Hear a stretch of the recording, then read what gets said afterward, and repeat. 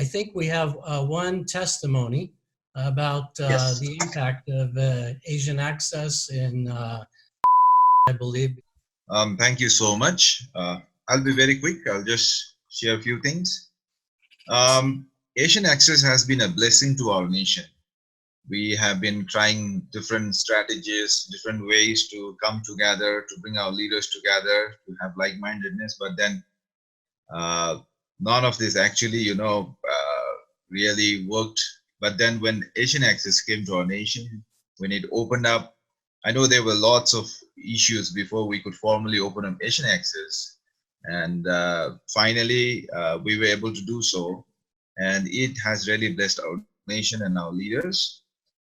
This is our second cohort, the sessions happening here. So second batch. But with the first batch and what we're doing with the second batch now has really transformed in the ways we leaders have been. So we have become united, we have become like-minded. We have also become prayer support partners for one another. Not only that, we are able to come together and support one another in times of our needs. Most of our leaders shared their concerns, some of their struggles, some of them even situations, financial difficulties that they were going through. As an Asian Access group, we were able to support one another during this time. We now have a closer fellowship with one another.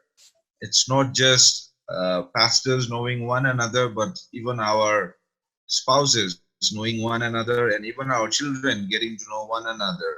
And whenever we go visit their districts, we are able to go to their house, go to their place, and be able to fellowship, pray, and even have meals together, even in our house. And sometimes our fellowship goes late into our night, and our wives have been so understanding.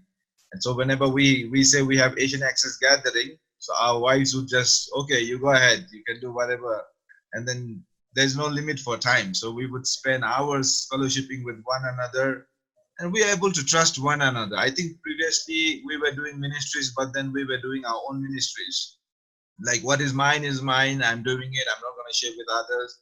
And because of it's a small population and a lot of issues and government restriction, it's very, what to say, it's very risk to share the ministry you're doing. We cannot share with one another because next day somebody could say anything or somebody can point out what you're doing. So this was the case before that. But now, as we have come together, as we've graduated together, and as we have new batch coming up, we have developed so much of trust to one another that we could really share even the ministries that we are doing, without anybody's notice. Like, even working with organizations is very, it's a taboo here to say you're working with an organization, because people, the first impression is that you're getting money.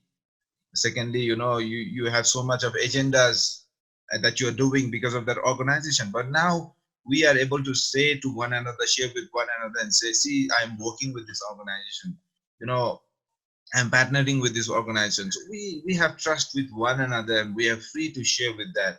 And we have also, not only that, we have become a ministry partner. Like many of the things that we do, we plan together. We have begun to work together and to plan for our nation, of thinking, let's do this, let's do that. So it has been a great blessing. It has been a great blessing. And Asian Access is something that we would really love to pursue. We would really give our life for that. Thank you so much.